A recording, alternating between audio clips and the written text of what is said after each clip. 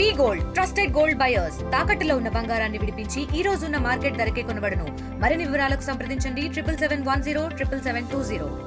నా పేరు కారకొండ సోమినాయుడు, కొత్త వలస విలేజ్, చింత పంచాయతీ, అరకువేలి మండలం.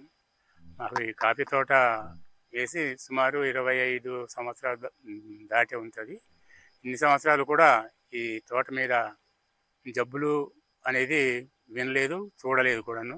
ఈ సంవత్సరం జబ్బులు వచ్చి తోట అంతా నాశనం అయిపోయింది. పిక్క లోపల పురుగులు, తోట అంతా పాడైపోయింది. కానీ మాకు గవర్నమెంట్ సైడ్ నుంచి కేజీకి 50 రూపాయలు నష్టపరిహారం ఇస్తారన్నట్టు ప్రకటించినట్టు విన్నాము. కానీ అలా కాకుండా మాకు ఎకరానికి ఒక 50,000 రూపాయల చొప్పున ఇప్పించినట్టయితే రైతులు బాధల నుంచి బయటపడతారని మనం చేసుకుంటున్నాము. అందరికీ నమస్కారం. నా పేరు చెట్టి బిందు, ఉద్యాన శాస్త్రవేత్త మరియు అధిపతి, ఉద్యాన పరిశోధనా స్థానం చింతపల్లి, డాక్టర్ వైఎస్ఆర్ హార్టికల్చర్ యూనివర్సిటీలో పనిచేస్తున్నాను.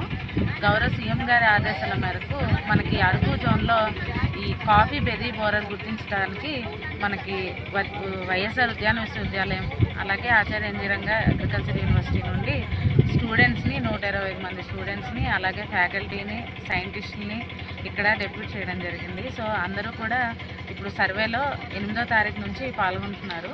సో ప్రతిరోజు 7 నుంచి 8 విలేజెస్ అన్నవి సర్వే చేసి అందులో ఉన్న కాఫీ తోటల్లోకి వెళ్ళి మనకి కాయతొలుచు పురుగు అన్నది ఆశించిందా లేదా అన్నది సైంటిఫిక్గా డేటా కలెక్ట్ చేసి దాన్ని కోఆర్డినేటర్కి ఇవ్వడం జరుగుతుంది.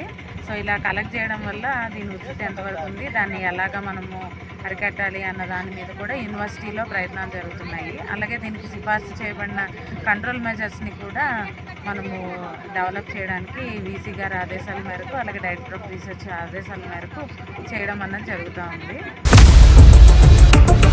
ఇండియా పాకిస్తాన్ ఉద్రిక్తతలపై లేటెస్ట్ అప్డేట్స్ కోసం డౌన్లోడ్ చేసుకోండి RTV లైవ్ యాప్.